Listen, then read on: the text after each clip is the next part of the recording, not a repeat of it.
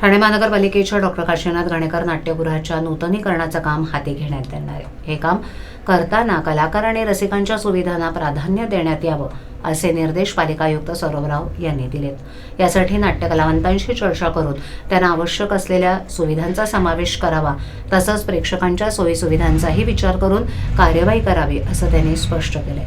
नाट्यगृहाच्या नूतनीकरणासाठी शासनाकडून निधी प्राप्त झाला असून या निधी अंतर्गत करण्यात येणाऱ्या कामांचा आढावा मंगळवारी आयुक्त राव यांनी घेतला। या बैठकीला अतिरिक्त आयुक्त 1 संदीप माळवी, अतिरिक्त आयुक्त 2 प्रशांत रोडे, उपायुक्त उमेश विरारी, दिनेश तायडे, उपनगर अभियंता सुधीर गायकवाड, विनोद पवार, विकास ढोले उपस्थित होते।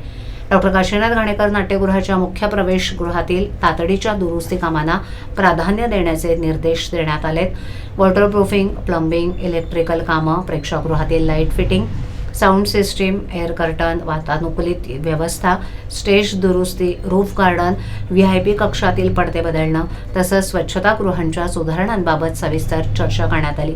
तसंच ड्रेनेज लाईनची दुरुस्ती, रंगमंचावरील लाकडी लेव्हलचं नूतनीकरण, नाटकांच्या जाहिरातींसाठी असलेले फलक डिजिटल स्वरूपात करणं, नाट्यगृहाच्या मुख्य आणि इतर प्रवेशद्वारांची पाहणी करून आवश्यक ते बदल करणं इत्यादी बाबींवरही बैठकीत चर्चा झाली।